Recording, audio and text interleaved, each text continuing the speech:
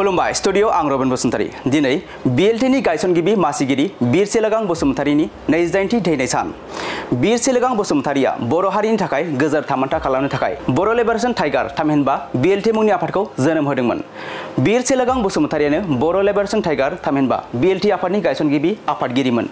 बीर सेलागां बसुमतारी बिथाङा क'क्राझार जिल्ला दतमा बेन्दोंआव थानाय बंसिगाव गामियाव 1959 मायथाइनि 1 फेब्रुवारि खालाराव जोनोम मोनदोंमोन। बीर सेलागां बसुमतारी मुंख्लं खाम्फा सामलाय आफादनि बानजायनायाव दिनै क'क्राझार जिल्ला दतमानि सिङाव थानाय बंसिगावनि बीर सेलागां फुरियाव 28थि बीर सेलागां बसुमतारीनि थैनाय सान फालिदों आरो बिथां बीर सेलागांनि थैनाय सान फालिनायाव बिथांनि मांखरसालियाव बिथांनिनो अनसुलि बिसि रमनि बसुमतारीया बिबार बावजेनो।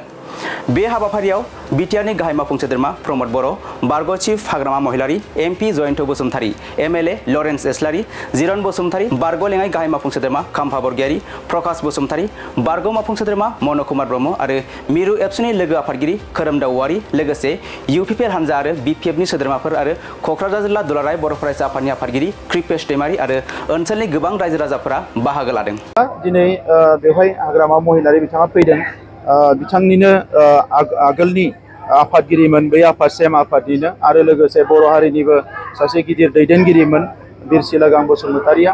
आङो बयबो दैदेनगिरिफोरखौ खावलायगोन जे जोंनि हारिनि सुबुंफोरखौ खावलायगोन बड'फानि फबनाय थावनि एबा जोंहा बीर सेलागांनि होन, सुजित नार्जारी बिथांनि होन, जोंनि जेसेबां गेदेमाफोर दङ, कनकेश्वर नार्जारी होन, बे बिथांमोननि जोनोम आरो थैनाय सानाव बयबो बाहागो लायोबा मोजां जायो। मानोना बियो जोंनि मोनसे गोथां जारिमिन आरो इयुन जोलैखौ थुलुंगा होनो थाखाय जोंनि हारिखौ हारिनि एजेन्डाखौ लानानै आवगायलांहोनो थाखाय जों साफ्रोमबो रिभलुसन खालामबोनाय, जांख्रिखांनायाव बाहागो लाबोनाय दैदेनगिरि मावथिफ्रा बिबान दङ होननानै आं सानो।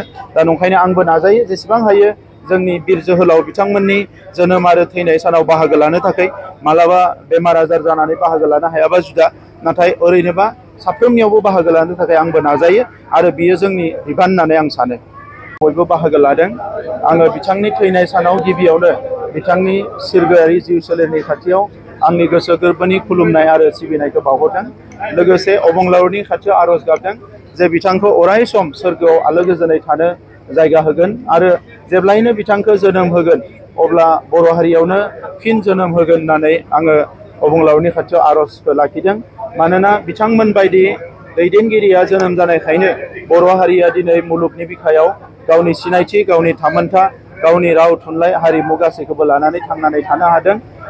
बिथांमोन बायदि दैदेनगिरिफ्रा जोनोम जानायखायनो जोंनि हारिया गोग्लैसोनाय हारिब्लाबो जोङो साहस खालामनानै जोंनि राजखान्थि मोनथाय, समाजारि मोनथाय, सोलोंथाइनि मोनथाय गासैबो मोनथायफोरखौ बेसेबा गिदिर पावारफुल भारत सरकार, आसाम सरकारनि खाथियावबो दाबिनानै जुजिनानै दिनै बिख'नानै लानो हादों। दा बेफोरनि थाखायनो बिथांमोना जोंनि बर' माहारिनि अख्राङाव अराय अलंबार जानानै थागोन आरो बिथांमोनखौ फैबाय थानाय इयुन जोलैयाबो अराय सम सिबिलांबाय थानांगोन। मानोना जि हारिया बिरखौ फुजियो एबा मान होयो बे हारियावसो बिर उजियो होननानै जों मिथियो। दा नंखायनो बर' हारियाव दिनै जोंनि हारिनि गासैबो सुबुङानो जोंनि बिर जोहोलावफोरखौ मान होयोखाय बर' हारिया मालाबाबो अलखदाव गोग्लैनाङाखै। जेसेबां खैदां खैफोदब्लाबो फैदोंब्लाबो, दाङाबाजि जादोंब्लाबो बर' हारिया सौसिनानै बारलांनो हादों। दा नंखायनो आङो बीर सेलागां बसुमतारी बिथांनि खाथियावबो आर'ज गाबगोन जे बिथाङा फैबाय थानाय समाव बिथांमोननि आद्रा थालांनाय जि हाबाफारि बेखौ मावफुंनो बर' फिसाफोरखौ अराय सम बोर सारस्रि हरगोन, बिनि थाखाय आर'ज गाबदों। बिथांनि मुंखौ अराय सम जोङो हारिनि गेजेराव फोथांनानै लाखिनो थाखाय जोंहा 40टा समस्ति दङ। 40टा समस्तियाव 5 कौटि बाहायनानै मोनसे मिनि स्टेडियाम जों लुगासिनो दङ।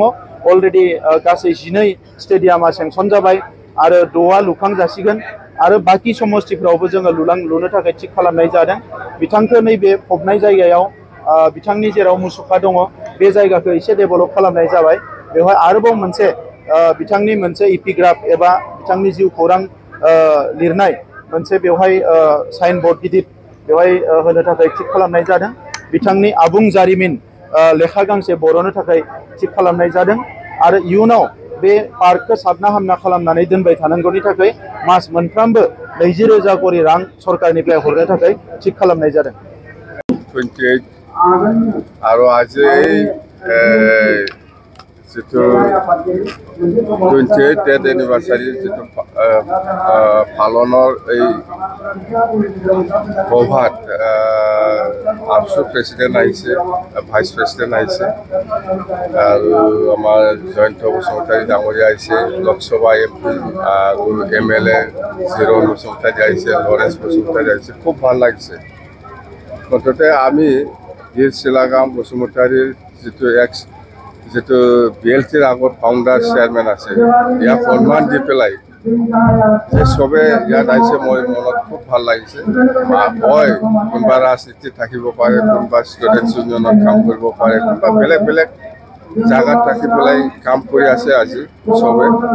তথাপিও যে আমি এই বীৰ শিলাগাম বসুমতাৰী যিটো ডেথ এনিভাৰ্চাৰী যিটো পালন কৰাৰ আজিৰ দিন, ইয়াত যে চবে আহি পেলাই উপস্থিত হ'ব পাৰিছে, ইয়াৰ কাৰণে মোৰ খুব ভাল লাগিছে। ধন্যবাদ দিছোঁ মই চবকে, আফচু লিডাৰসকলক বা UPPৰ লিডাৰসকলক বা আমাৰ XPLTৰ লিডাৰসকলক বা সমগ্ৰ এই অঞ্চলৰ ৰাইজক মই ধন্যবাদ যাচিছোঁ যে আমি চবে একেলগে আজি বীৰ শিলাগাম বসুমতাৰী এই ডেথ এনিভাৰ্চাৰী পালন কৰাৰ সময়ত উপস্থিত হোৱাৰ কাৰণে কথা সেইটো मोजां मोनदों गोसोआव जे रुंसारि बीर शिलागाम बसुमतारी थैनाय सान फालिनायाव दिनै बयबो जोङो बर'नि दैदेनगिरिफ्रा जमा जानो हादों आरो बिथांखौ सन्मान होदों।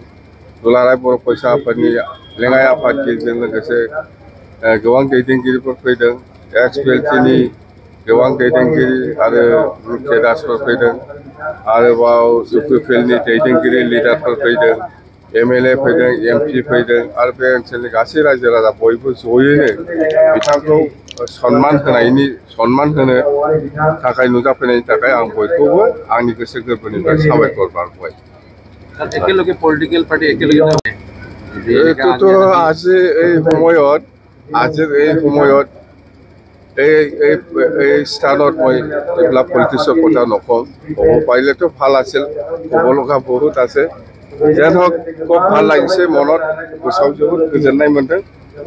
बीर शिलागाम बसुमतारी थैनाय सान फालिनायाव बयबो जयै नुजाफैनानै बिथांखौ सन्मान होफैदों, बेनि थाखाय आङो धन्यबाद होबाय बयनोबो। Thank you. आङो मावफुं आफादनि जानानै दिनै 23थि खेब जे बीर शिलागांनि डेथ एनिभार्सारि बेयो जोबोद मोजाङैनो जादों। मानो होनोबा दिनैनि बे 23थि खेब बीर शिलागांनि डेथ एनिभार्सारि खुंफुंनायावहाय जोंनि गासै बर' माहारिनि गासै आगुनि आरो दानि लिडारफोरा गासैबो नुजाफैनो हादों आरो आं बेनि थाखाय खोब मोजां मोनदों। लोगोसे बुंनो थाङोबा मा होनो आगोलनि जे हाग्रामा महिलारि सार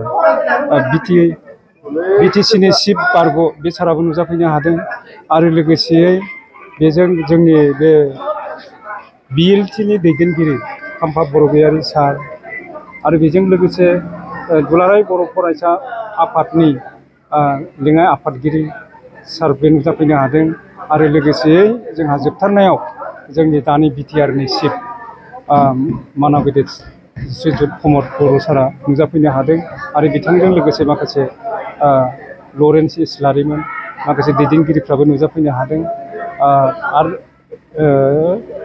BLTनि माने वेलफेयार एस'सिएशननि जे मानगोनां मन' कुमार बिथाङाबो नुजाफैनो हादों, आरो बिथांमोनहा नुजाफैनानै दिनै बर' जाथिनि गेजेराव जे माखासे बिराद बेसेन गोसा बिबुंथि लाखिलांदों, आरो लोगोसेयै माने गासै बर' जाथिखौ खौसे जानायनि बाथ्रा बुंनायखाय आङो दिनैनि बे प्रग्रामखौ आङो माने खुंफुं आफादनि जानानै जोबोद मोजाङै मोजां आङो जादों होननानै सानदों। बेनि थाखायनो आङो गासै जे नुजाफैनो हानाय मानबिदेत दैदेनगिरि बिथांमोननिसिम, सारमोननिसिम आरो रायजो राजाफोरनिसिम आंनि सिबिनाय आरो अननायखौ माने खुलुमनायखौ जासिबाय। जोबोद मोजां मोनदों। नंगौ, बाथ्राया सैथो जे आगोलाव बारा गोबावनि सम नङा, माने आगोलनिफ्रायनो बे जोंनि बीर शिलागांनि मांखरसालिया नंगौ सैथो बाथ्रा, लोखोना बिफां बांग्रिलवाजों दुफबनायमोन, आरो बाहाय माने मोसौ मोसा ओरैनो हाबला लाङोमोन, गांसो जालाङोमोन, खुनु रावबो आदर लानाय जायामोन। आरो दा बेखौ प्रमद बर' सारा गावनि दिनावहाय साबना हामना खालामदों, सैथो बाथ्रा नंगौ। आं बिनि थाखायबो जे प्रमद बर' सारनो माने आंनि गोसो गोरबो सिंनिफ्राय साबायखर बावो। आरो बिथाङा बुंदों नंगौ जे बे बिरसिलागांनि मांखरसालियाव जे 20,000 दानसेयाव दान बान्था होनो नागिरदों बेयो खोब मोजांनि बाथ्रा। आङो बेखौ माने खुंफुं आफादनि जानानै मेम'रेन्डामावबो आङो बेखौ माने होखादोंमोन आरो जे बाहाय सासे पार्मानेन्ट माने फुजारि हिसाबै दोनोबा मोजां जागौ होननानै। खारन माने बिनि मांखरसालिखौ साफा खालामनाय लोगोसे फुंबिलि आरो मोनाबिलियाव जेवारि बाथि सावनायनि थाखाय आङो बेखौ लुबैदों आरो लुगैखादोंमोन आरो।